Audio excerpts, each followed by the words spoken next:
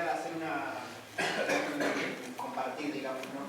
El año pasado, yo para el 12 de octubre, antes de que sea el acto ese, había hecho una especie de censo informal para que los chicos salgan por las aulas con 3 preguntas básicas de que eran si ellos eran parte de algún pueblo indígena, si no eran parte de algún pueblo indígena o si no sabían, ¿no? Y más o menos la matrícula del secundario debe ser de 350 alumnos y alumnas, ¿no? Y más o menos los porcentajes eran un 35 alumnos dijeron que no eran, un 50 y tanto dijeron que sí eran, y más de 150 personas no sabían.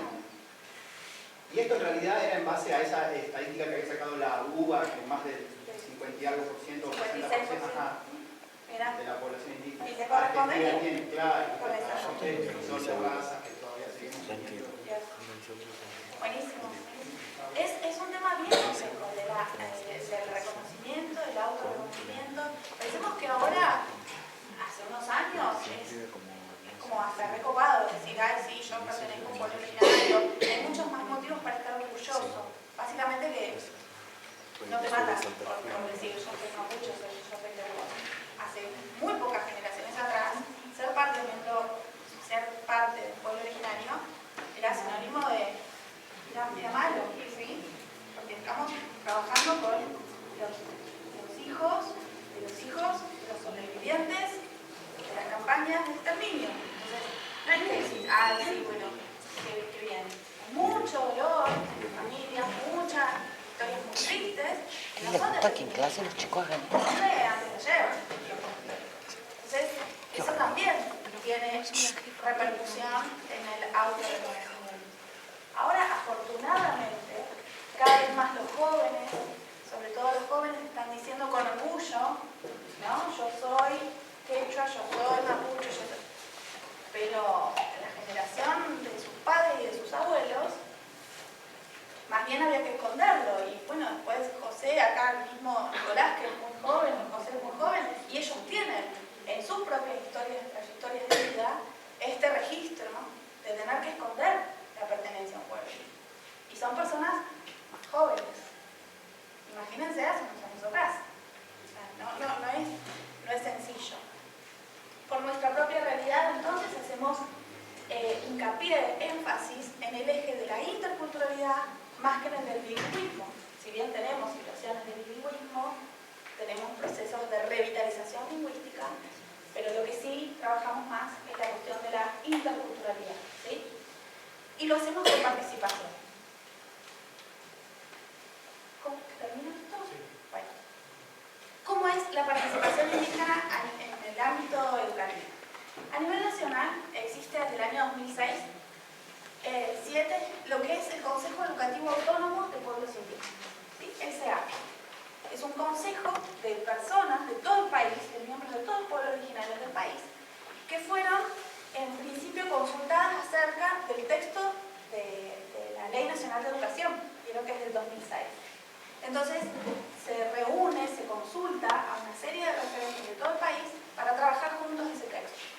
Y queda conformado el CEAPI, ¿sí? El Consejo Educativo Autónomo de Pueblos Indígenas, que en la provincia de Santa Cruz tiene, desde el año 2007, su referente, que es la señora Celia Rañil. Seguramente ustedes muchos la conocen, y me consta que algunos la conocen, es de Caleta Olivia. Y hace muy poco, hace un año y algo, el pueblo tehuelche de Santa Cruz también hizo su elección para este consejo, que es la señora Mirta Pocón, de la comunidad camusuaique del sur. Eso a nivel nacional, ¿sí? El Ministerio de Educación de la Nación consulta y participa y toma algunas definiciones en conjunto con este consejo. O lo hacía, porque en todo lo que tiene que ver con participación indígena estamos bastante expectantes por los cambios que se están produciendo. Pero este es el panorama que tuvimos durante muchos años y que ahora estamos todos viendo a ver cómo el gobierno nacional sostiene o no sostiene estos espacios. Veremos. A nivel provincial, A nivel provincial, articulamos con el CEAPI, con las comunidades, a través de los referentes que las comunidades tienen, y también en nuestro equipo técnico-pedagógico hay presencia de miembros de los pueblos originarios. ¿Sí? O sea, son esas tres formas que, allá sacada la cuenta, es casi el 65% de los miembros de este equipo pertenecen a pueblos originarios. Es un componente importante, ¿sí? en lo que es el equipo técnico, que es el que toma las definiciones, el que se mueve por la provincia, el que escribe, el que proyecta. Más de la mitad son miembros de pueblos originarios. No es que somos 800 ni 20, somos 11, pero es importante. Y todo eso construye lo que llamamos gestión con participación. ¿En qué trabajamos juntos? Desde el logo, ustedes lo tienen ahí en el frente del tríptico, ese logo que es la identidad institucional, como consejo, ese logo fue producto de una mesa de trabajo. Después vamos a ver los significados y demás. Bueno, hacemos el relevamiento de los miembros de las comunidades, o sea, lo que les decía, no lo pueden encontrar en las estadísticas, pero yo sé que hablando con los referentes, ellos son los que saben en qué escuela, en qué grado, en qué año están su hijo, su sobrino. Entonces no necesito ir a la estadística, consultamos con los miembros de las comunidades. Y tenemos siempre actualizado ese relevamiento. Nosotros sabemos dónde están, en qué escuelas, en qué año, en qué curso están los niños, niñas y adolescentes de las comunidades. Difundimos los alcances de la modalidad en forma conjunta, con los referentes, revisamos el material bibliográfico, bueno, todo lo que hacemos lo hacemos con las comunidades. Acá nada más algunas imágenes de estos años de distintos encuentros.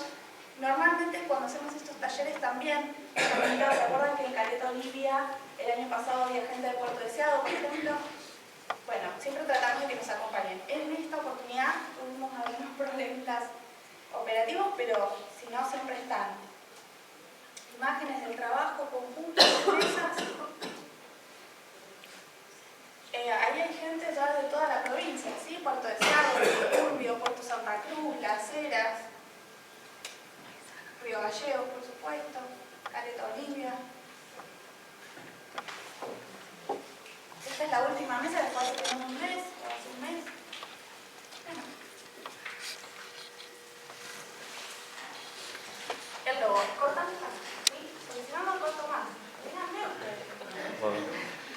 El significado del logo. Como les contaba, construcción de una mesa de trabajo con los miembros de los pueblos. Obviamente la figura es la del Cerro Chaltén. El fondo está extraído de un CAI, de una capa pintada de Huelche, que era muy, bueno, se ubica, ¿no? Porque le decimos Quillango nosotros. Bueno, tenía unos diseños muy elaborados, pintados sobre todo por las mujeres. Y ese fondo es de un CAI, el cultrum que se proyecta, el círculo que se proyecta, es el cultrum, que es un elemento / instrumento musical súper importante para el pueblo mapuche. Encierra también el significado de la cosmovisión para el pueblo mapuche. Luego, bueno, está la Cruz del Sur, y por el fondo celeste no se nota, pero bueno, ahí el redondito dice modalidad de educación intercultural bilingüe. Y sintetiza la presencia de los dos pueblos en lo que es la provincia de Santa Cruz. Listo, hasta ahí. Descansamos 10 minutitos, renovamos mates y cosas y seguimos. Esto que hablábamos más temprano a la mañana, o sea, el tema de la grupalización, ¿no? Es como hablar bandera, pueblo originario, ¡pum!, la grupal. Y estamos quizás diciendo que hay otras tres que tienen vigencia en nuestra provincia, ¿sí? Más allá de que no son estrictamente provinciales, salvo la bandera del pueblo tehuelche. La bandera del pueblo tehuelche es del pueblo tehuelche de Santa Cruz. Quizás en el norte, en Chubut, que también hay comunidades tehuelches, sobre todo en el Chalí, por ahí, no sé si la utilizan todavía, no. Esa comunidad, esa bandera, que es la más reciente, porque es del año 2012, fue elaborada por las comunidades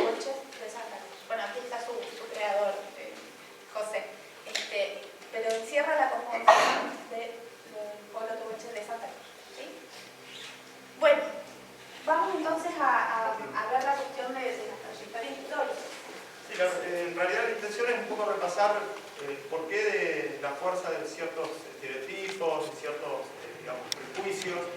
Y bueno, por eso realizamos esta breve repaso de la trayectoria histórica relacionada con los pueblos originarios de Santa Cruz, para bueno, justamente entender de dónde viene, o sea, esa fuerza de los estereotipos.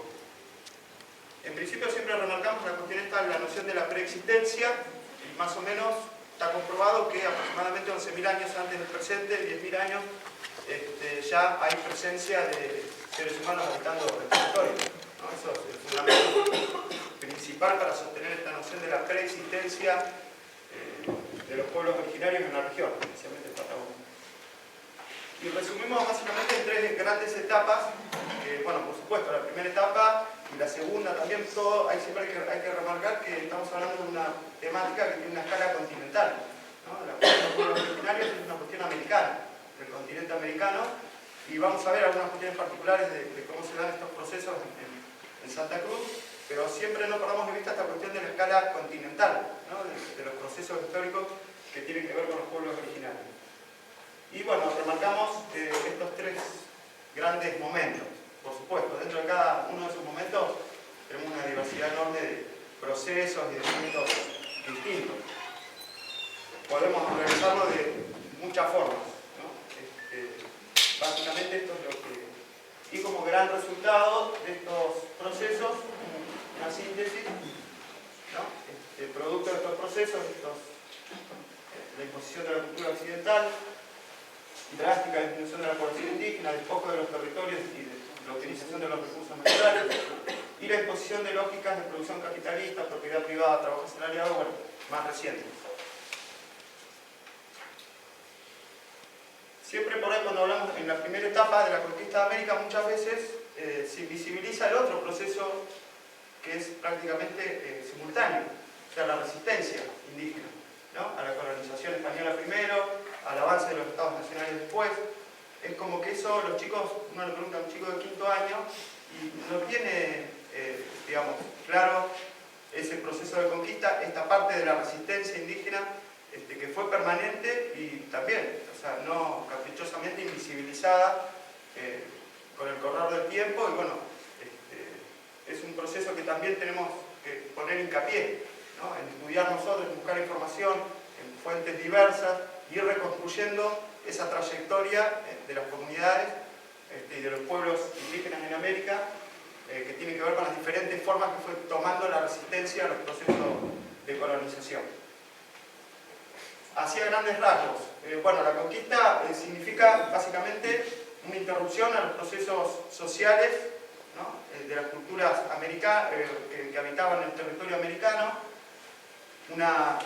como para plantearlo desde ese punto de vista, o sea, no es que no había nada que fue un descubrimiento, sino que ese encuentro produce un quiebre o un cambio drástico en los procesos que ya eran, digamos, propios de la sociedad americana, y ahí nos da el pie para abordar la diversidad enorme, ¿no? de las realidades de estos pueblos.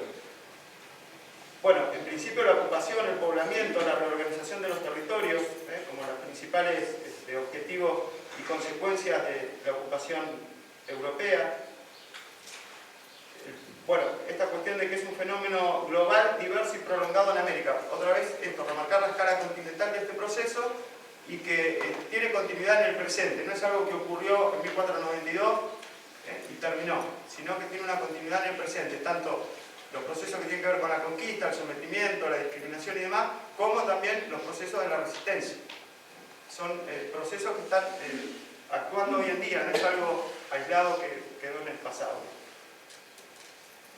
Bueno, y el tema de los territorios indígenas libres también lo pongo ahí como algo para recordar esta cuestión de que no es que, digamos, sobre todo acá en Patagonia, hay una noción de que a partir de que llegaron los españoles todo el territorio fue controlado inmediatamente, y eso no es así, sobre todo acá en Patagonia. O sea, hasta tiempos muy recientes hubo grandes porciones del territorio argentino, chileno, que fue un territorio, digamos, autónomo, ¿no? Donde las sociedades indígenas controlaron ese territorio hasta tiempos muy recientes, fines del siglo XIX, principios del siglo XX, hasta, digamos, después de la conquista del desierto, está ese punto ahí dando vueltas, ¿qué pasaba con estos territorios?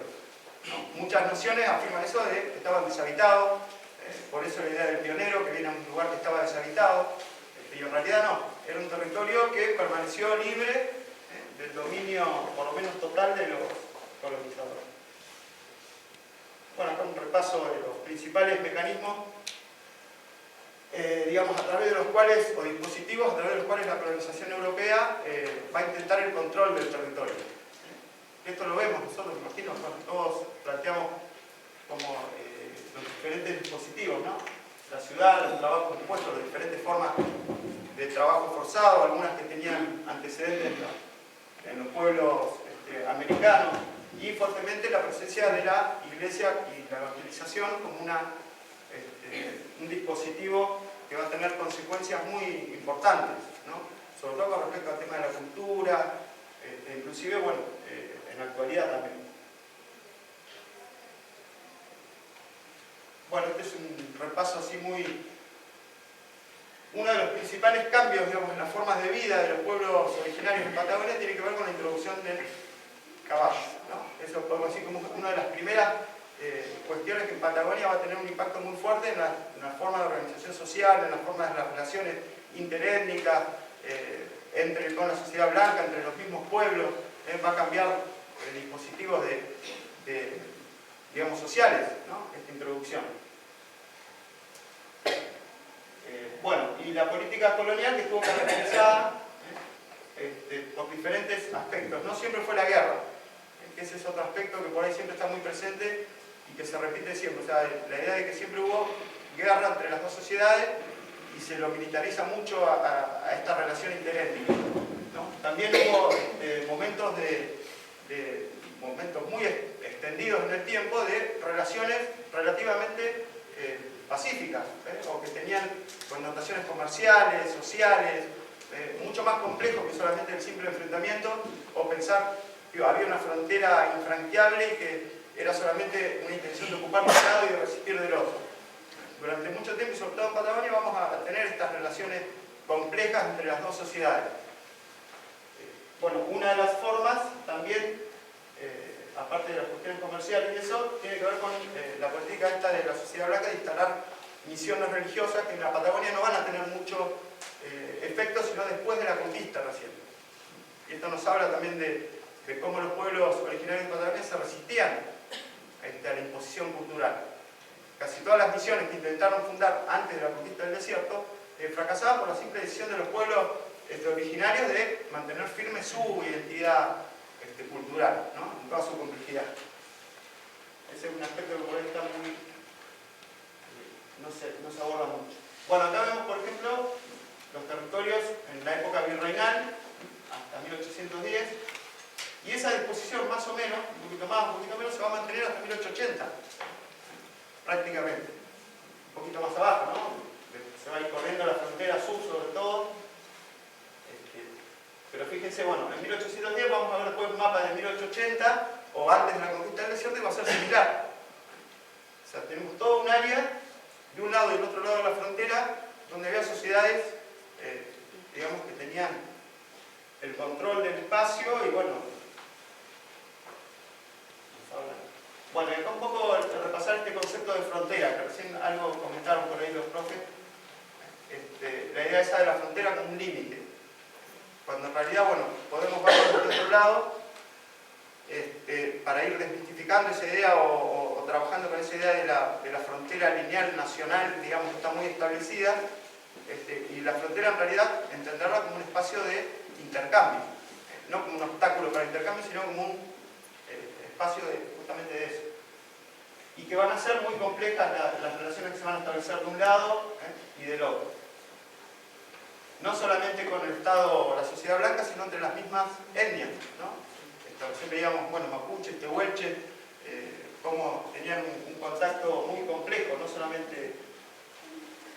Eso en Brasil hay una política en los primeros tiempos de encerrar a las comunidades amazónicas de los pueblos originarios y como que para que no estén en contacto. Algunos lo usaban para el cultivo, para extraer caucho y esas cosas y lo esclavizaban, y otros, bueno, es como dejarlo ahí. Y el tema es que, claro, se van dando cuenta de que al encerrarlo van muriendo de hambre y de enfermedades porque no, ellos tenían otra concepción Otra concepción del espacio y el territorio. Entonces es como que hoy se habla de eso, del tema del intercambio, que muchas veces tiene sus riesgos porque, por ejemplo, yo la otra vez estaba viendo justo un documental de habla de la vestimenta, que ellos no se vestían. Y cuando lo ven al blanco empiezan a vestirse, pero se ponen la ropa y no son inmunes a virus que tenemos nosotros, cosas, entonces empiezan a contraer enfermedades que no tenían. Y bueno, también es todo un coso, pero bueno, el intercambio es lo que está hoy sería como esa frontera, no como un límite, una pared así. Claro, que nunca funciona de esa forma, o sea, por más que por ahí ideológicamente lo tenemos en esa forma y operamos con esa idea, la realidad es distinta, ¿no? Que por ahí tiene que ver un poco con eso, con poner en tensión esa idea a partir de demostraciones objetivas, cuestiones reales que ocurren en nuestro territorio, es patente eso. Bueno, otra cuestión del periodo colonial tiene que ver con esto de las etiquetas étnicas, que algo hablamos recién. La mayoría de las etiquetas con las que nosotros nos referimos a los pueblos originarios fueron establecidas durante este periodo colonial, ¿no? Bueno, una que hace particularmente ruido en Patagonia es la de araucano, como sinónimo de mapuche, ¿no? Los araucanos. Que bueno, después Nico por ahí va a explicar un poquito.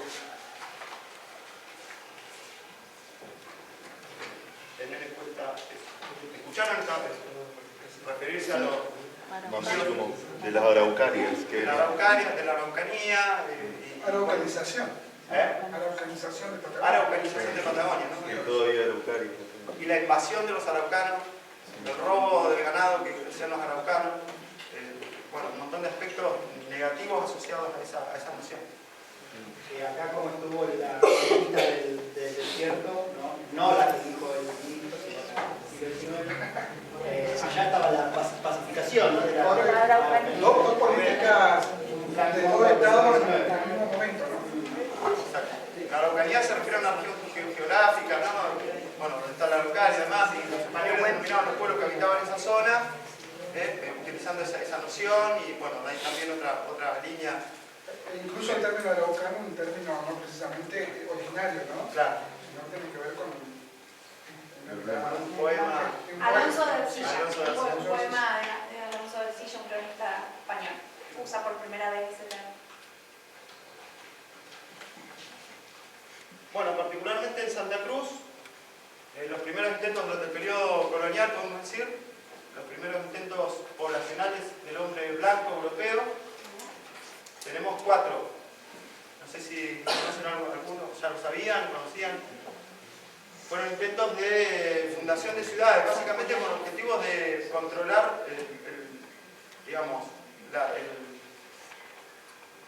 el tráfico interoceánico que empezaba a verse ya estratégicamente. Los imperios europeos empezaban a diseñar estrategias para controlar ese territorio, esas vías de comunicación, ¿no? Que se iban abriendo.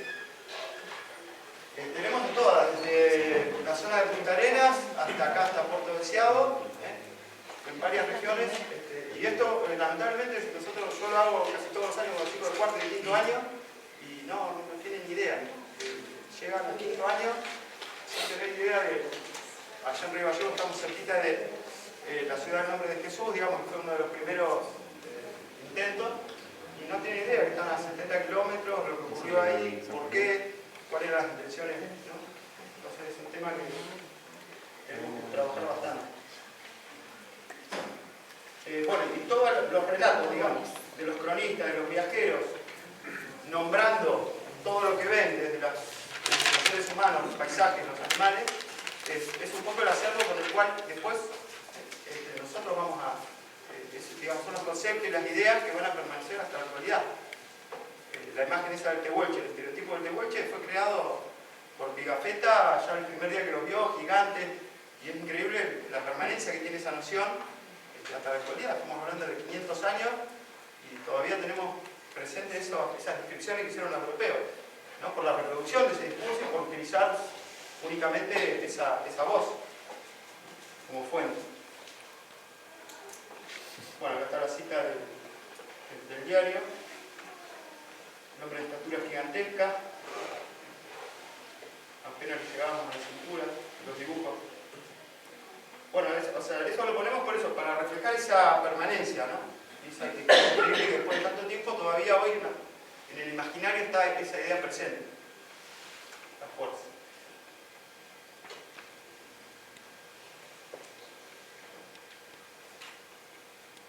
Bueno, y básicamente esto, ¿no? Las fuentes históricas, crónicas, relatos de viajes grabados, escritas desde los ojos imperiales, digamos, y por supuesto puestas con toda la carga subjetiva, ideológica de quienes miraban, ¿no? Y cómo nosotros tomamos eso como lo verdadero, lo cierto y lo que enseñamos durante mucho tiempo, o nos enseñaron en la escuela. Yo en particular lo tengo muy presente, esa imagen del tehuelche gigante, que era patagón por el tamaño del pie y toda esa historia. Bueno, el segundo momento, la construcción de los estados nacionales, que también es interesante porque tampoco los chicos tienen una noción de la complejidad de ese proceso. Desde sus inicios, allá por 1810, los primeros intentos, cómo las diferentes posturas que había con respecto al pueblo indígena, las diferentes intenciones, eso que no solamente es como que la imagen de la conquista del desierto ocupó todo el imaginario y siempre tenemos esa idea y no está la otra parte de rescatar y buscar fuentes y demás para construir un discurso donde se muestre la complejidad de las relaciones que hubo desde los inicios de la construcción del Estado Nacional.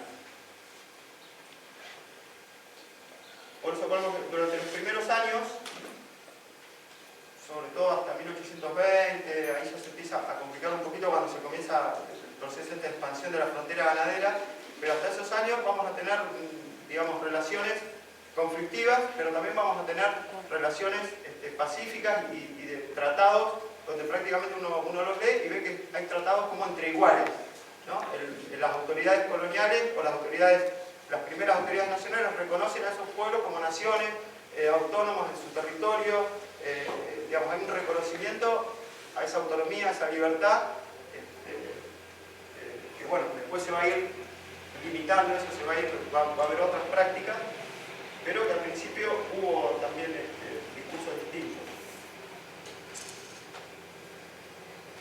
Bueno, y bueno, eso a medida que se van imponiendo las relaciones capitalistas, básicamente la ganadería, comienza esta necesidad de ocupar el territorio. Entonces empiezan a tener más fuerza y más sentido esos discursos para, digamos, entre comillas, justificar la usurpación, para justificar la ocupación y después del posterior exterminio de esa población.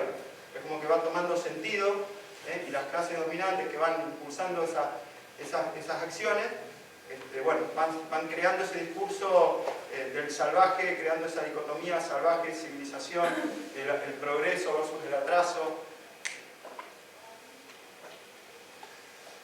hasta llegar a ponerlas en términos de eso, de que la campaña del desierto en realidad era una lucha civilizatoria, o sea, el exterminio era necesario para el avance, para el mejoramiento, para... Profe, perdón, Sí. aprovecho para comentarles que entre los materiales que trajimos, trajimos este libro que se llama El otro desierto de la nación argentina. Es una antología de narrativa expedicionaria. O sea, es una compilación de distintos documentos escritos en ese momento que viene bien como para matizarlo. Claro. Tiene un estudio preliminar que se llama las narraciones del desierto, porque a veces tenemos que repasar esto de cómo se fue construyendo primero la idea, la imagen de un desierto que había que, ¿no?, conquistar y avanzar. Eso requirió todo un laboratorio y una producción ideológica previa para instalar esa idea, ¿no? Y luego la literatura argentina tiene muchísimo, el de La Cautiva, tenemos Sarmiento. Estamos en 1830 en adelante. Claro, 1830 tiene toda una concepción de lo que es el desierto y el indio visto siempre con una categoría de animal, de salvaje.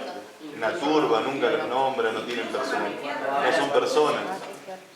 Durante mucho tiempo a nivel mundial se discutió si los originarios tenían alma. Claro. Si podían ser considerados La naciones. Universidad de Salamanca en España. Claro, pero eso no siempre fue así y lo vemos reflejado en los discursos de Mayo, en la acción de los primeros gobiernos patrios, digamos. No es que esa ideología era propia de la época y bueno, por eso la justificamos. Siempre hubo lucha, o sea, o ideas distintas. Eso es re importante lo que dice el profe, porque hay eso que se llama la justificación por la época o por el contexto. Y no, bueno, pero hay que ponerse en esa época, en ese contexto, era válido, era lo que había que hacer. No. Porque había Una de también las casas ya decía que eso estaba mal. Eso estaba mal. Siempre hubo eso. Voces críticas, lo que pasa es que no eran las mayoritarias, seguramente El también caso de intentaron San ser Martín, silenciadas. San Martín quería una monarquía con un... Se pensaba en ese... Y al respecto, la última recomendación de este tema en particular es este libro, que se llama Historia de la Crueldad Argentina. ¿Sí? Si no lo conocen, búsquenlo, porque la verdad es que está muy piola. Es un texto también que compila. Se llama Julio Roca y el genocidio del pueblo originario, está coordinado por Bayer, pero tiene textos de historiadores y sociólogos que abordan esta cuestión. Entonces se trabaja sobre la categoría de genocidio, si sí, si no, para explicar este momento, sobre esta construcción previa del desierto y sobre la justificación por el contexto, con fuentes, ¿no? Donde dicen, no, ya en ese momento había distintas personas de distintos ámbitos que estaban diciendo, no, esto no está bien, o sea, esta no puede ser la forma para, los métodos no pueden ser estos, o sea, no es que es válido porque en ese momento era lo que había que hacer o estaba bien visto. No, era la idea predominante, era la idea que tenía todos los dispositivos de poder a disposición, pero no fue siempre considerado por todos como algo válido y legítimo. ¿Sí? Lo que pasa es que esas voces fueron las que... Y va a la parte del proceso económico, o sea, de cómo ese grupo va teniendo poder y se van desarrollando esas relaciones económicas nuevas y la necesidad de controlar el territorio, la población. Vamos a ir viendo como un paralelismo entre cuando ese discurso se va poniendo más duro, más racista, más violento, con el avance y el progreso de las relaciones capitalistas, ¿no? Hasta que llega, bueno, la decisión de avanzar definitivamente. Yo una cosita quería Sí. agregar a esta construcción imaginaria sobre el desierto, ¿no? Que principalmente tenía que hacer énfasis en la cultura consumista de las urbes, ¿no? En la burguesía lectora, que en última instancia era la que tenía las decisiones políticas, ¿no? A ellos había que convencer que tenían que invertir acá, que estaba vacío, la gente de acá, imagínate que decía que estaba desierto. Claro, eso no tenía sentido. Bueno, también es cierto que mucho del ideario de Mayo, que básicamente son los ejes que caracterizaban la integración, la igualdad, la ciudadanía, la reparación, esos términos vamos a encontrar respecto a los pueblos originarios, muchos de los discursos de Mariano Moreno, de Castelli, de Monteagudo, vamos de San Martín, Belgrano, ¿no? También es cierto que estaban en un momento complicado, que necesitaban la alianza con las comunidades originarias para enfrentar una posible ofensiva del Imperio Español. También está ese componente de estrategia política de ese momento, ¿no? Pero bueno, tenemos muchos ejemplos de proclamas redactadas que nos muestran un discurso que después por ahí lo vemos en relación a lo que hay en el siglo XIX con el siglo XX, y hay una contradicción enorme, o sea, entre lo que escribió Roca, Sarmiento, y vamos a ver lo que escribe Castelli, parece, o sea, no parecen, son ideologías distintas. Profe, de hecho la declaración de la independencia es secreta en el idioma quichua. Bueno, es un hecho en quichua y No se sabía. Mucho no se sabía eso, hace pocos años que sale a la luz que realmente el idioma quechua. se mandó imprimir en guaraní, no sé si se difundió. ¿Qué pasó ahí? Pero también me quise ver Se había mandado hasta Por la población, ¿no? Que era mayoritaria. No sé cuál es el contexto histórico Sí. ahí, pero sí salió a la luz esto de que estaba escrito en el idioma. Claro, se mandó para comunicar a los pueblos, a los pueblos originarios para que se llegue la comunicación La y el pregunta llamado para a una especie de alianza, ¿no? Para luchar contra el Imperio Español. Era lo que... La pregunta por ahí es ¿qué pasó con ese pensamiento inicial para llegar a esto, ¿no? ¿Qué pasó en el medio? Y la base de cultura. Bueno, acá por eso ponemos el periodo entre 1820 y 1879, cuando se va configurando y va tomando mayor énfasis ese discurso de la construcción del desierto, del indígena salvaje, Se roban las mujeres blancas. del que roba a las mujeres blancas. Bueno, vamos a empezar a ver todos los óleos que muestran a los indígenas, bueno, aspectos negativos, digamos. No solamente robaba el ganado, sino que robaba a las mujeres también. Y bueno, como el problema, como un problema, y la construcción del desierto y del malón, ¿no? El malón, esa idea va a estar presente. Lo turbo, así como desordenada. Claro. O sea, y eso habla un poco del desafío que tenemos a la hora de buscar fuentes para crear otra, o sea, bajar otra información o trabajar con otra información. Bueno, después vamos a ver en un recorrido rapidísimo que hicimos con los principales libros de texto que circulan, y este óleo se repite en todo, en todas las editoriales, en todos los textos no varían mucho, digamos, siguen reproduciendo esa lógica. ¿No? O sea que tenemos que, si vamos a buscar en los libros de texto de circulación masiva, va a estar complicado para que podamos armar una nueva propuesta. O partiendo de eso vamos a ir buscando otras fuentes para poder armar otra propuesta didáctica.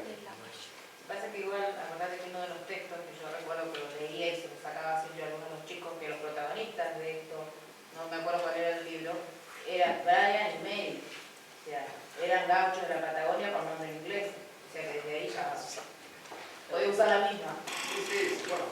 Vamos a ver los Sí, es un montón. Hay otro rollo que por ahí es más común, que nosotros vemos que es la conquista del desierto roja que aparece en la parte de atrás del desierto, que está cortada inclusive. Porque solamente se ve la parte de roca cuando incluso está mirando, creo que es a la izquierda, que hay unos perros, están todos en caballo y hay unos perros. La parte que está cortada es la parte donde están los aborígenes. Claro, eso es en realidad con una historia detrás de ese óleo que es bastante polémica, porque dicen que nunca existió esa Claro, No. es como si no un caballo, dice la historia. Dice además, que dice que nunca era algo Montano. y que en realidad es una recreación a partir de fotografías que le mandaron a un pintor para que reproduzca eso. Una imagen, digamos, de propaganda, porque es eso, se transformó en una imagen de propaganda. Lo llevó a la presidencia. Llevó a la presidencia. Era marketing. Bueno, lo que recién decíamos, o sea, la cuestión esta económica no hay que perderla de vista, porque ese discurso se va radicalizando en función de esto, de la conformación de esa élite ganadera que va, y la imposición de los intereses económicos de Buenos Aires, ¿no? Se van a ir transformando poco a poco en firma de tratados, pero a la vez incumplimiento de los tratados y incursiones violentas. Ya estaba la idea esta de que había que terminar, ¿no? Que en realidad la solución era... Bueno, y acá ponemos como ejemplo que es ya cuando ni siquiera el Estado apuesta a la firma de tratados, sino que directamente confirma. Es lindo leerlo porque nos pone en contexto la Ley Nacional 215 llamada Ocupación de la Tierra, que ya pone en marcha todo el proceso de ocupación. Fíjense que estamos hablando de 1867, hasta 1870 y pico que comienza la expedición, hay todo un tiempo de preparación. Dice, se ocupará por fuerzas del Ejército de la República la ribera del río Neuquén, desde su nacimiento en los Andes hasta su confluencia en el río Negro, en el Océano Atlántico, estableciendo la línea en la margen septentrional del expresado río de Cordillera. Artículo 2. A las tribus nómades existentes en el territorio nacional, comprendido entre la actual línea de frontera y la fijada por el artículo 1, se les concederá todo lo que sea necesario para su existencia fija y pacífica. Artículo 3. La extensión y límite de los territorios que se otorguen en virtud del artículo anterior serán fijados por convenios entre las tribus que se sometan voluntariamente y el Ejecutivo de la Nación. Primero había que someterse, con todo lo que eso significaba para poblaciones que recién vimos. O sea, 11.000 años ocupando un espacio, sí, te iban a perdonar la vida, entre comillas, sometiéndote absolutamente a la política que proponía el Estado, que era confinar, en realidad, ¿no? La construcción de las reservas, el confinamiento. Bueno, quedará exclusivamente al arbitrio del Gobierno Nacional fijar la extensión y los límites de las tierras otorgadas a las tribus sometidas por la fuerza. Artículo 4. En el caso de que todas o algunas de las tribus se resistan al sometimiento pacífico de la autoridad nacional, se organizará contra ellas una expedición general hasta someterlos y arrojarlos al sur de los ríos Negros y Neuquén. Estamos hablando de 10 años antes de que comience la campaña, ¿no? Ya ahí está clara la decisión. Bueno, acá hay un mapa que está muy bueno, que no sé si lo han visto. El mapa educativo está en la página de Ministerio de Educación de Nación, Tiene un enlace propio que es mapaeducativo.edu.ar. que está bueno porque es interactivo, vas marcando y te va mostrando los diferentes momentos del avance de la frontera.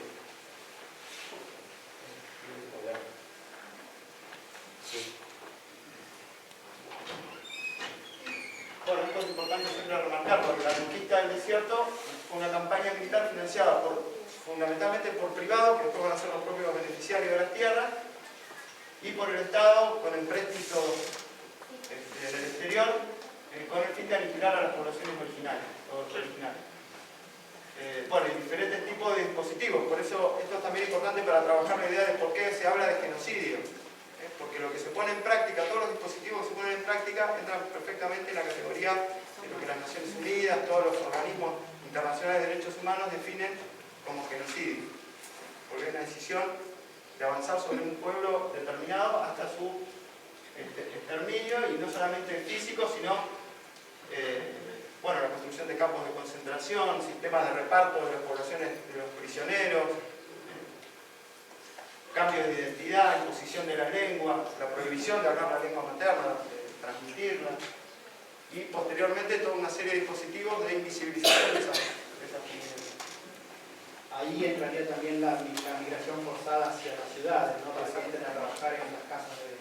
Sí, bueno, hay también muchas fuentes que, bueno, confirman esto, o sea, el hecho de trabajos de historiadores recientes que aclaran bien todo ese proceso, de cómo estos prisioneros no desaparecieron, sino que fueron trasladados a prisiones en la isla Martín García, en diferentes lugares, y de ahí repartidos a los ingenios azucareros en Tucumán, bueno, a las estancias en la provincia de Buenos Aires, separados mujeres de varones, los niños y las mujeres a los servicios domésticos. Para impedir la reproducción de estas civilizaciones. Romper ese... Hay, bueno, el propio diario La Nación reproduce hasta 1900 y algo, entrado ya 1910, avisos donde se avisaba de reparto de indios. Estamos hablando del siglo XX, no estamos hablando de la época de la conquista española. Así se publicaba en La Nación, como va a haber reparto de indios y chinas. Y lo organizaba la Asociación de Mujeres de Buenos Aires.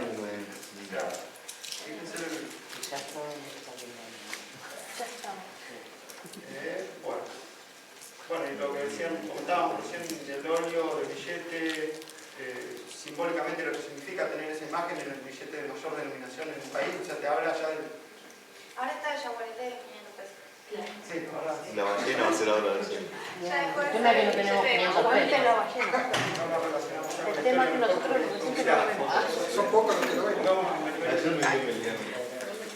De hecho, hay una pista más de ese billete. Sí. En el epígrafe de la foto habla de campaña y en el otro habla de conquista. Ah, O sea, no es lo mismo una campaña que una ciudad.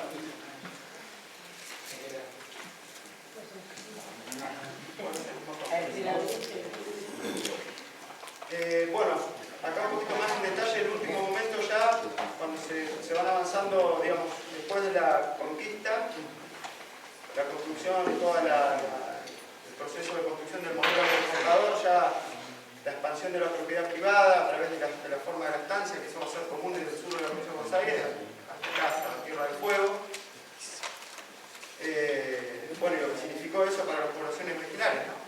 Cortar todo tipo de... con el alambrado, ahí digamos que fue el momento clave, un antes y un después, ¿no? Para la movilidad, la forma de vida. Para los que sobrevivieron. Para los que sobrevivieron a las campañas militares, ¿no?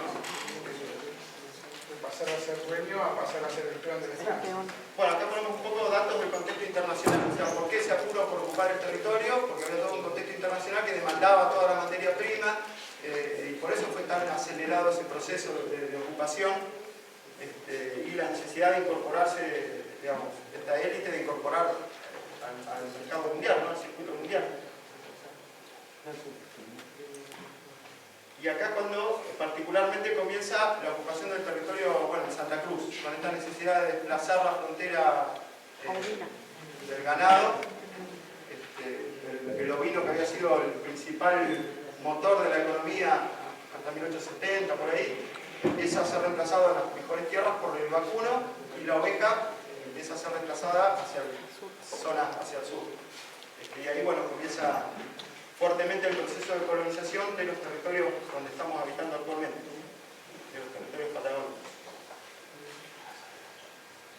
Entonces, la colonización y poblamiento definitivo de Santa Cruz lo podemos ubicar a partir de 1880. Ahí empieza todo fuertemente ese proceso, caracterizado por eso, la coyuntura internacional favorable, una política nacional implementada, digamos, que avalaba todo eso desde el punto de vista ideológico también, y los intereses de los capitalistas regionales que ya estaban instalados. Eso es algo que tampoco está muy presente.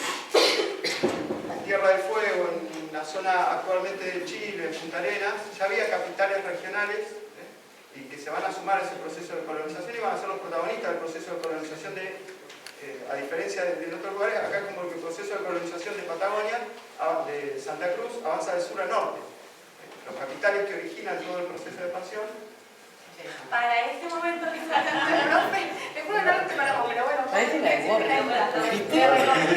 Normalmente ideas que vienen de Buenos Aires, los inversionistas o el progreso, digamos, ese proceso de colonización. Y no, acá es al revés, de Malvinas, de Punta Arenas.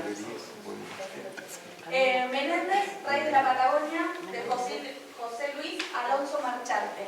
Es, la verdad, uno de los pocos estudios en profundidad sobre este proceso, de cómo se instala el sistema económico capitalista en esta región y de sus consecuencias. Muy bueno, es de Editorial Lozada, es muy recomendable.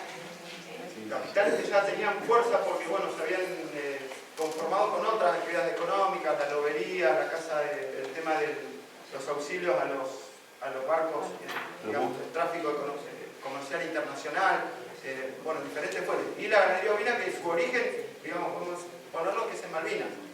De Malvinas se exporta la primera instancia ovina cerquita de Punta Arenas, ahí empieza, bueno, se adaptan perfectamente y después a partir de ahí la expansión a la isla y a la isla de Tierra del Fuego y ya a partir de 1880 y pico esos capitalistas empiezan a comprar tierras en trato con el gobierno argentino, que fue muy facilitada esa ocupación, digamos. Y ahí empieza la historia, digamos, del pueblo tehuelche meridional, que hasta ese momento, inclusive en 1880 y pico, 1900, todavía tenía zonas donde podía transitar libremente, permanecían, si bien ya habían tenido, bueno, producto del contacto y más muchas transformaciones, todavía podían, por lo menos la circulación estaba garantizada. A partir de la expansión ovina, es un antes y un después en la sociedad tehuelche.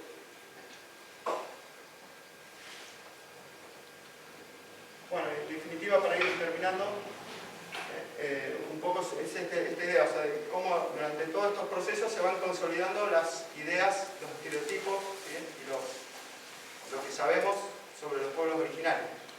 Y bueno, el desafío de revertir y de poder deconstruir todo eso, bueno, es un gran desafío.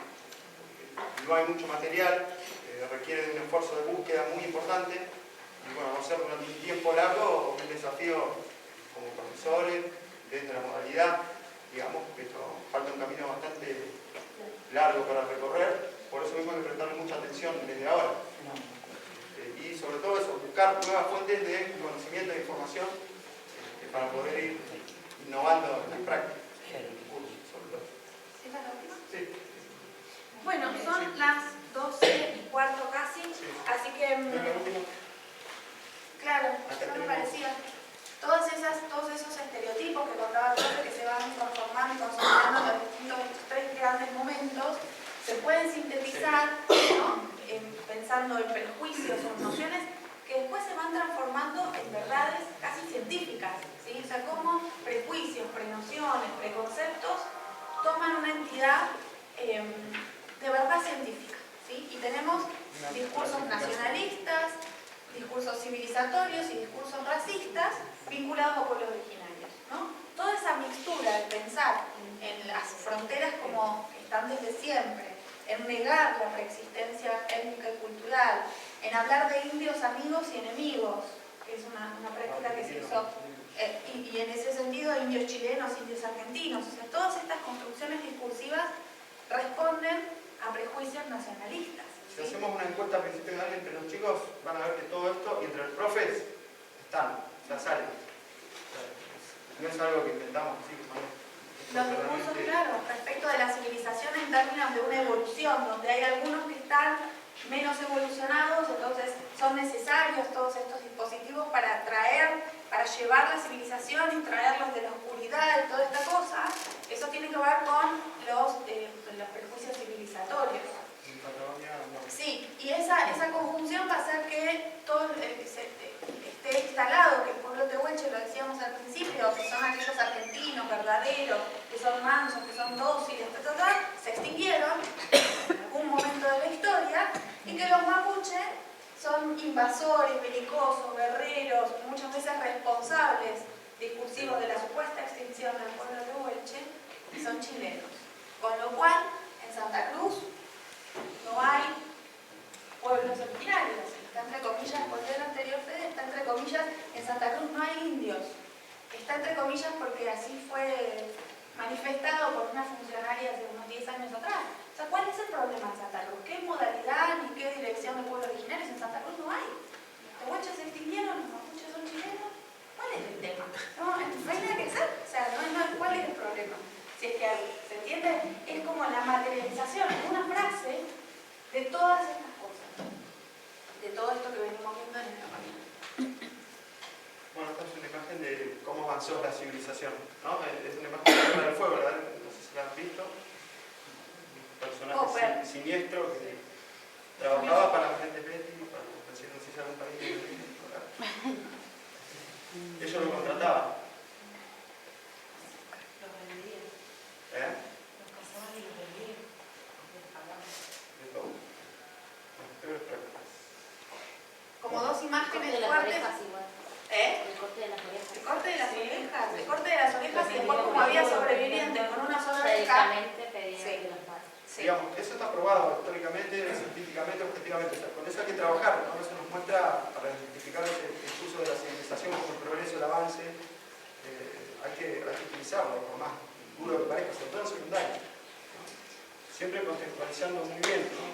Y marcando bien cuál es la intención. No horrorizar a nadie, sino de justamente poner en tensión ciertos discursos.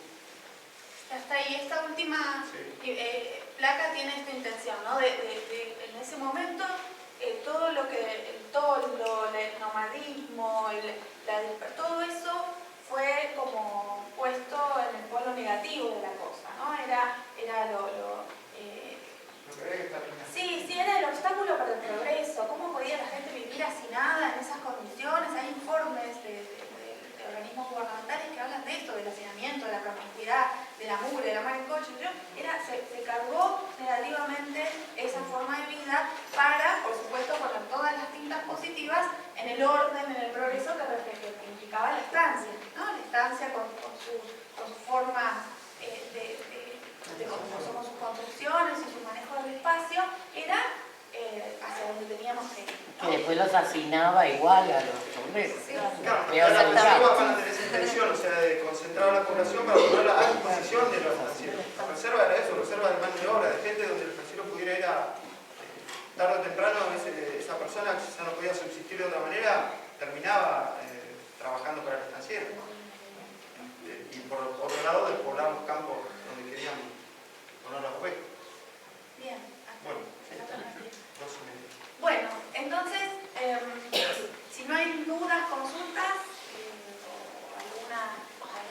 algún comentario, nos encontramos a las 14. ¿Sí? Puntual porque la tarde siempre pasa volando, así que la idea es empezar a las 14 puntual. ¿Sí?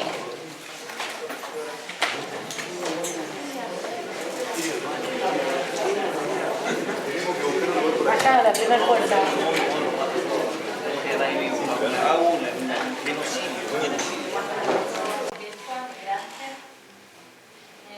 Casi desde la década de los 90 hay una migración bastante importante del norte, ¿no? Debido al boom petrolero en un principio, después la construcción.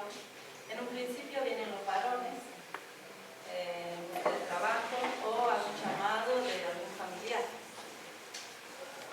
seguidamente traen a su familia, a sus hijos, y ya se instalan familias en estas zonas, ¿no? Y estas familias que vienen con sus hijos, o ya algunos tienen sus hijos acá, ya entran al sistema educativo, ¿no? Entonces tenemos niños que están en el sistema educativo.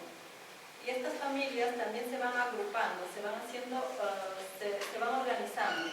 En distintos lugares seguramente ustedes han escuchado de colectividad boliviana o centro de residentes bolivianos. Por ejemplo, en Caleta, Bolivia, tenemos al centro de residentes bolivianos Patria Grande, que participa en distintos eventos, ¿no? en la sociedad. Ahí vemos una carroza que han hecho para participar en los carnavales y sus bailes típicos, siempre mostrando la cultura, ¿no? Porque sabemos, en principio dijo Marcela, que esta gente que migra no deja su cultura, sus costumbres, sus tradiciones en su lugar de origen, sino que se trae todo consigo, entre ellas también la lengua. En ese lado vemos ahí el centro de residentes, está el presidente de la colectividad, y en todos los lugares hay estos centros.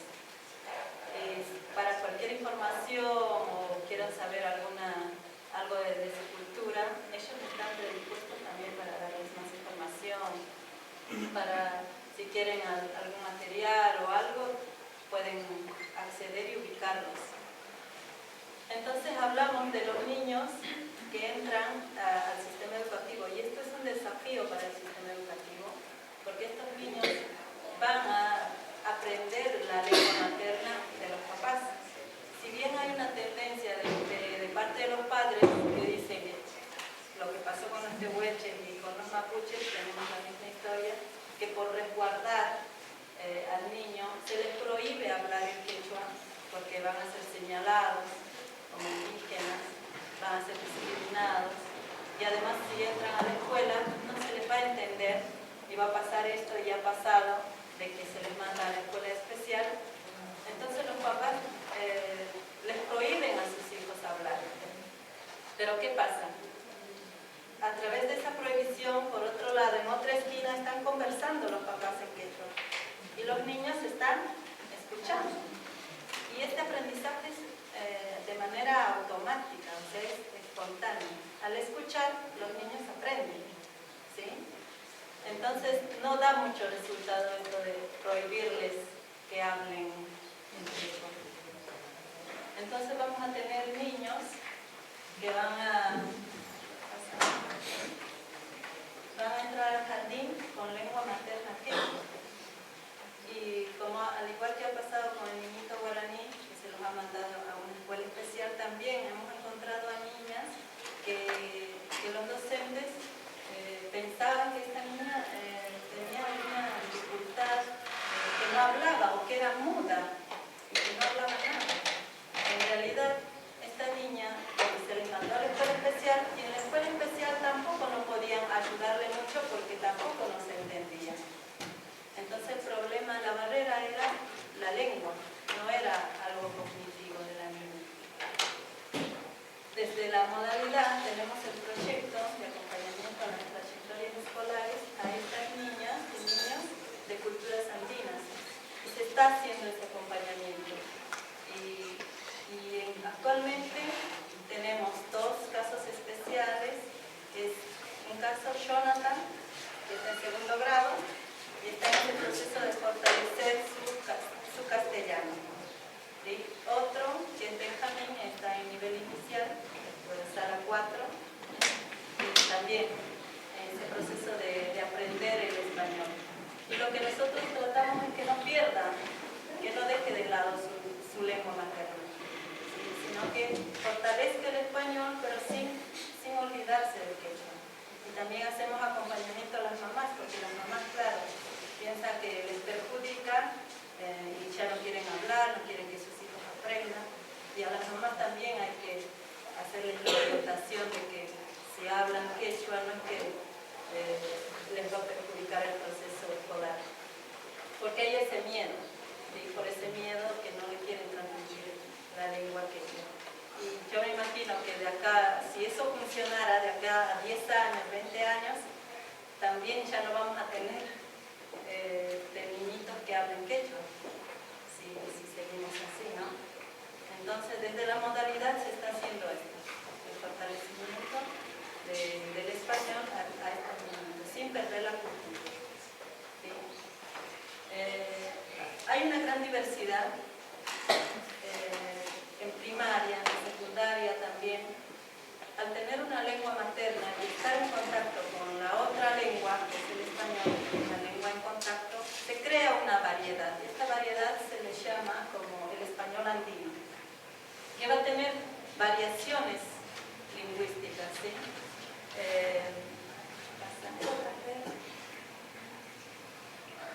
Algunas variaciones que el hablante va a tener, por ejemplo, las pronunciaciones de las vocales.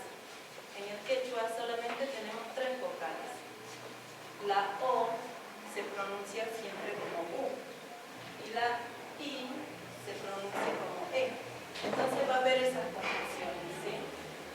Hay solamente 3 vocales.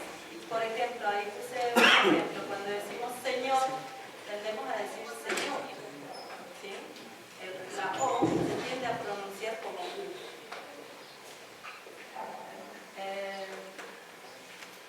En las vocales, cuando hay una vocal tónica, por ejemplo, en quechua no hay acentos. Y si hay acentos, por ejemplo, si lo queremos pronunciar con acento, se tiende a perder la otra vocal. Cuando decimos ahorita, decimos ahorita. ¿Se entiende eso? Todos, todos. Lo pronunciamos así, como cortamos. Se tiende a perder. O si no, se tiende a crear otra vocal.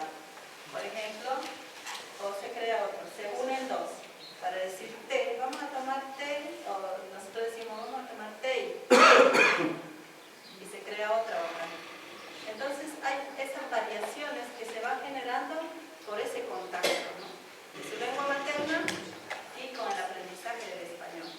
Por eso seguramente, no sé si tienen algunos alumnos del norte y van a tener esas pronunciaciones raras, y por qué habla así, no sé. Entonces por esto, por ese contacto. Por ejemplo, en Tucumán, yo sé que en la zona rural de Tucumán se habla una mezcla entre el español y el quichua. Quedan vivas todavía algunas palabras del quichua. Y las tradiciones, también la comida, la bebida, algunas costumbres. Está muy vivo todavía. Está muy vivo, sí. La parte norte está muy viva.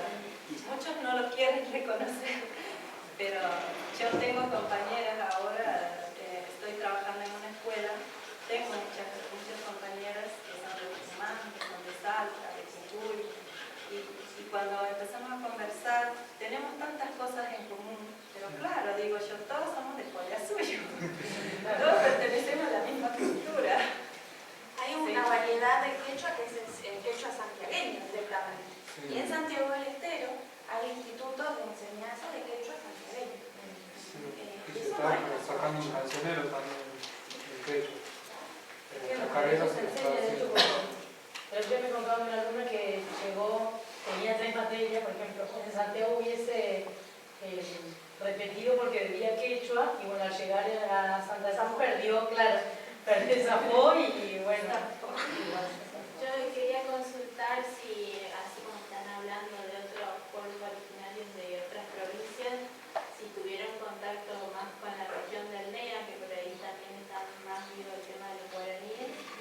Y por ejemplo en Corrientes, yo soy correntina, la provincia decretó que en las escuelas se enseña guaraní, hay un profesorado de lengua guaraní y todavía más de la mitad del pueblo correntino habla el guaraní o lo entiende. En mi caso, por ejemplo, entiendo, pero no lo sé escribir, no lo sé hablar. Y por ahí el contacto con ese tipo de pueblos aborígenes, originarios,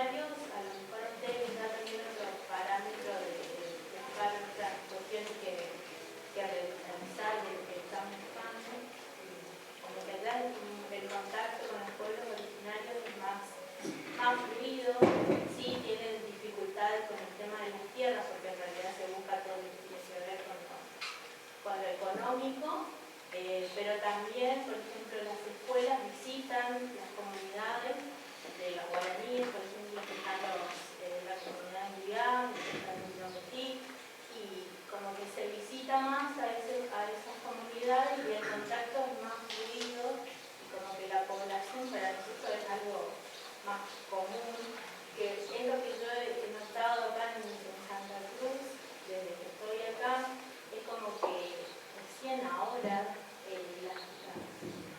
las localidades más urbanas están teniendo ese contacto con los pueblos originarios. Por eso buscar el parámetro de comparación de lo que quieren solicitar.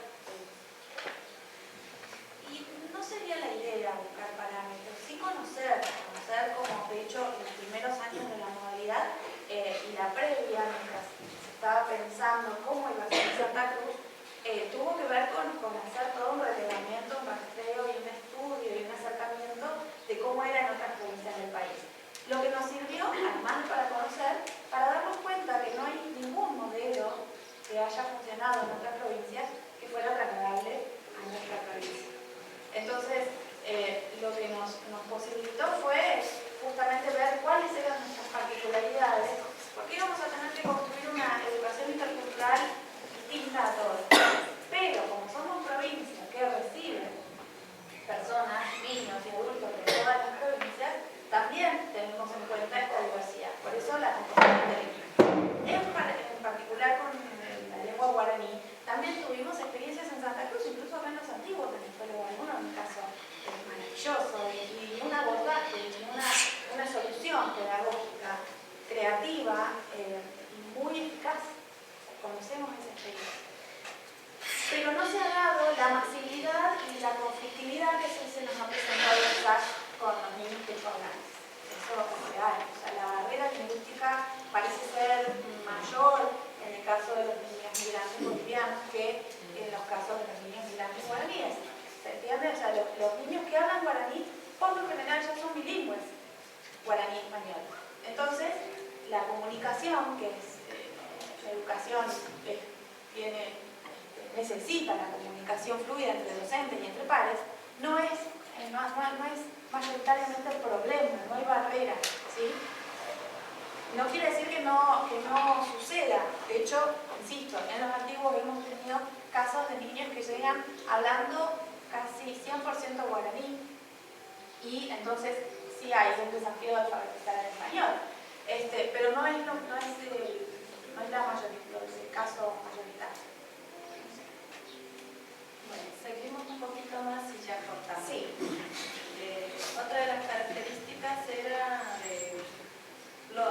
usar el diminutivo, esto del unito, payasito, poquito, elita.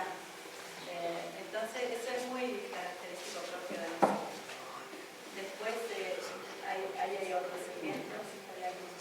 Ahí cito nomás, el posesivo redundante, su padre de mí, mi chakra de mí, cuando ya no es necesario decir, pero nosotros lo usamos mucho, el mío, cuando es redundante para lo demás. Eso está bien. La tendencia a mover las expresiones al principio, las expresiones adverbiales, por ejemplo, harto hemos correteado, cuando debería ser como para ustedes, ¿cómo sería? Hemos corrido mucho, para nosotros harto. Es decir, yo de nada me enojo, ¿cómo sería la expresión? Me enojo de nada. Me enojo de nada. Siempre lo ponemos al principio, ¿no? Porque poca preparación tiene. Tiene poca preparación. Tiene poca preparación. Bueno, la tendencia de ¿Cómo omitir sería? el pronombre del objeto también. Hay una pregunta. ¿Sabes que el señor Quispe se murió? Y la respuesta, no he sabido. Omite la palabra saber, ¿no? Cuando en realidad, ¿cómo sería la respuesta? No sé. Pero nosotros decimos el sabido, omitimos la la frase, ¿no?, del saber, no es sabido. Seguramente muchos se deben acordar del Chavo del Ocho, ¿no?, de los mexicanos, que también hablan similar. El uso del pluscuamperfecto, esto también es una característica de nosotros. Hablamos mucho con el había vivido, había venido, había traído. Sí, esto más para los profes de lengua, pero lo usamos mucho, el pluscuamperfecto. Es un pasado más remoto, Más sí, remoto, más antiguo. Nosotros usamos más el indefinido, me parece. Vivir. Más definido.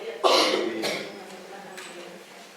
Bueno, lo último, bueno, la forma de las oraciones que hace un rato decían, en la lengua materna es diferente y cuando traducimos se escucha diferente. Sí, tal cual. La estructura de las oraciones en la lengua materna, por ejemplo, en de nosotros en quechua, es sujeto, objeto, verbo. En el español sería sujeto, objeto, verbo. En el quechua es sujeto, verbo, objeto. No, Al revés. Sujeto, verbo, predicado para el castellano. Sí, un ejemplo, por ejemplo, sería en quechua, mi mamá come pan. No, en español, mi mamá come pan. Y en quechua sería mama y tantata mijo. Y sería mamá comer pan. Mamá pan comer. Al revés, ¿no? Entonces, por eso es que cuando hablamos con mamás que son de esta cultura, cuando piensan la respuesta que nos van a dar, lo piensan primero en quechua. Y cuando lo traducen solamente palabras sueltas. Porque en el quechua no hay conectores, no hay preposiciones. Entonces les va a salir palabras sueltas y nada coherentes. Sí, un sobrino de mi hermano es hijo de bolivianos. Nosotros en Puerto Deseado tenemos una comunidad enorme, no sé, el 40% de los estudiantes son bolivianos nacidos en Bolivia. Bueno, y hay muchos que tienen sus papás ya bolivianos, pero nacieron mi hermano siempre decía que él decía, quiero dulce más, al revés de más dulce al pan, por ejemplo. Quiero dulce más, al revés. Sí. Pero imagínense la complejidad, ¿no? Sí. Para los adultos, sobre todo, que es tan difícil, de pensar una respuesta, entender lo que me están diciendo en otra lengua, acomodarlo, y para responder, pensar, es un ejercicio, es un gran ejercicio, sí, doble, triple, que requiere mucha complejidad y una inteligencia importante para hacer todo el tiempo esa traducción. Y muchas veces la dificultad, o sea, esa complejidad, como nosotros no lo entendemos, lo que entendemos es que está hablando mal, habla mal. Claro, eso estaba diciendo recién, me decía el profe, que después tiene un 4, un 6, ¿no? Porque habla mal, se expresa mal. Y todos los procesos mentales que hizo nadie lo vio. Si yo fuera consciente de los procesos mentales que se ponen en juego para que ese estudiante se comunique, ya lo pensaría dos veces. Claro. Si tuviera que hacer lo mismo en otra lengua, no llego ni ahí. Porque la forma y cómo lo corregimos, cómo le decimos de qué manera hacer bien las oraciones correctamente, también incide que ese niño se calla para siempre o sigue hablando. Es muy probable. Los silencios, muchos decimos de este alumno es ideal, no juega, no es alborotado, no habla mucho, es un buen alumno, pero en realidad es un alumno calladito, que pasa siempre desapercibido, cumplidor, cumple con las tareas. Sí, es el alumno ideal, pero ¿hasta qué punto es un alumno crítico, reflexivo? Que tanto Claro, ideal de quién y para quién. Sí. Así que hay que tener mucho cuidado en cómo lo corregimos, cómo enseñamos a hablar correctamente en español.